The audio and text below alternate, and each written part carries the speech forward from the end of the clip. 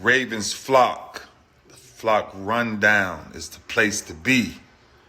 My man Ryan has been a lifelong Ravens fan since he was born. So I'm telling you now, it's about to go down. The podcast, the flock rundown. Ravens, baby. Nothing gets better than waking up and wondering how high we can fly. Tune in. Motionless brainwaves attempt to swim their way to sense, can't tame the untamed. Appreciate you, Ray. What's up, Ravens fans? My name is Ryan. Welcome back to another episode of the Flock Rundown.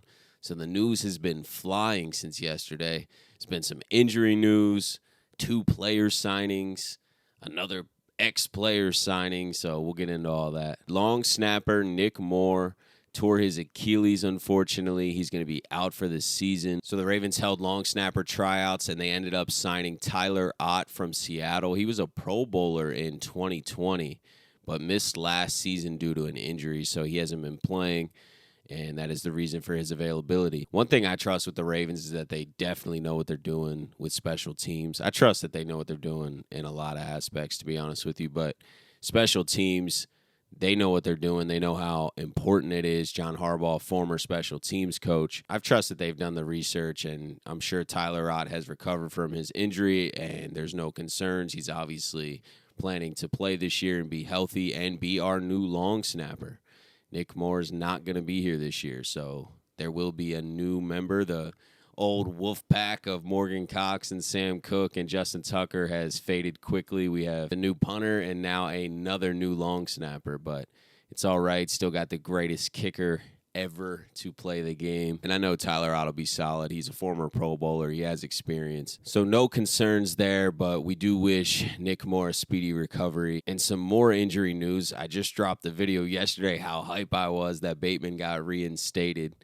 And we could finally see this trio of wide receivers together. But unfortunately, he was put on PUP. Or fortunately, to be honest with you, it's not a new injury. He's still just recovering from last year and from that surgery. So I don't think it's a bad idea to slowly ramp him up through training camp and have him not play the preseason. I think that that's a good call. I'd rather have Bateman as healthy as possible and give him the best chances possible to play the entire season.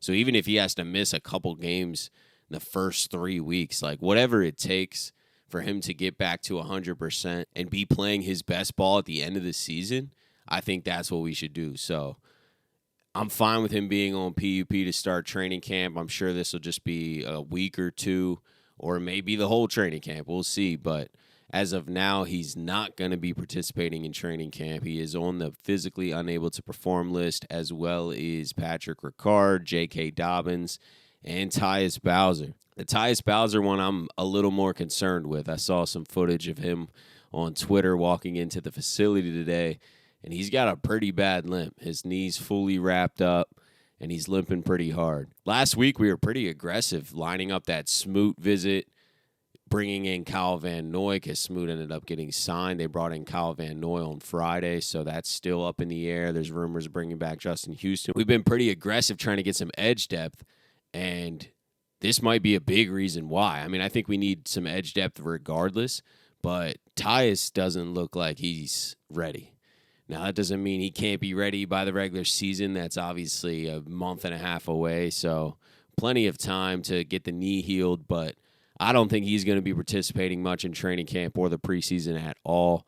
So definitely need some edge depth. We get really thin if we don't have Tyus out there and we haven't brought anyone else in. So hopefully we sign Kyle Van Noy. I really love that signing. I really love his versatility and his experience. And then the last 2 pieces of news kind of go hand in hand. But Marcus Peters, former Raven, signed a 1-year up to $5 million deal with the Las Vegas Raiders. Now, he's been rumored to go to Vegas for a few months, most of the offseason, to be honest.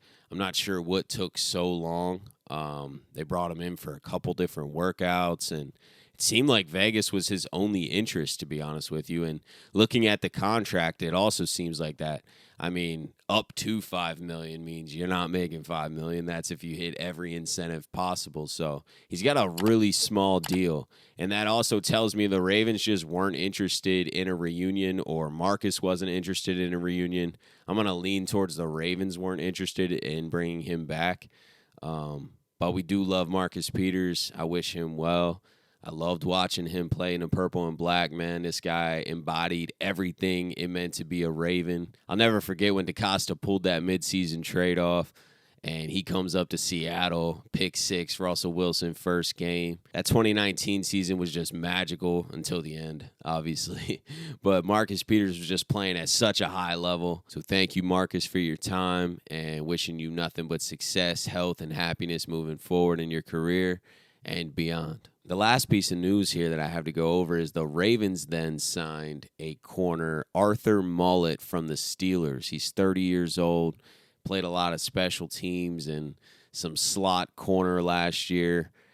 He's only got 3 career interceptions. He was an undrafted player in 2017. This move is not moving the needle much for me. I'm hoping this is just a camp body because Pepe Williams is also on the PUP. We haven't talked about him as much, but Pepe Williams is on the PUP. So I'm thinking this signing is to have a camp body at corner because we are a little thin, and you don't want to overwork the corners that are there and risk an injury. But totally cool with him just competing in training camp. And if he ends up making the team, cool. I just think that he's like 4th, 5th, 6th corner on the depth chart. I don't think that this is going to help us at the top at all, or even provide great security depth if, God forbid, an injury happened to Marlon or Rock Ya-Sin or something. I don't think this is the guy that we can trust to throw into their role and be able to stop, wide receiver 1s, wide receiver 2s out there. He can make the special teams. That's what he's been playing in Pittsburgh. So might be a great special team signing, and just bringing in some good, healthy competition through training camp in the preseason. That's what I'm expecting it to be. I'm expecting another corner to be signed. I also am definitely expecting an edge to be signed. Right now, my leading edge guys to be signed is Kyle Van Noy and bringing back Justin Houston. I think that they would be the perfect fill out to the roster. So we'll see. I know Eric DaCosta has already been back to work for a week or so now. Training camp officially starts today, where everyone reports, but the practice will start tomorrow. Appreciate you guys tuning in to another episode of the Flock Rundown. Have a beautiful rest of your day, and I'll talk to you guys next time. Motionless brainwaves attempt to swim their way to sense, can't tame the untamed.